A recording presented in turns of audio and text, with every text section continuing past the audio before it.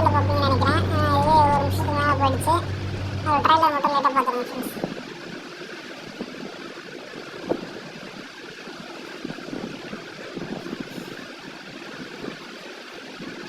நான் தான் உங்கள் ஜாய். அடுத்த வீடியோவில் உங்களை வந்து பார்க்குறேன். அது வரைக்கும் பாய் பாய் ஃப்ரெண்ட்ஸ்.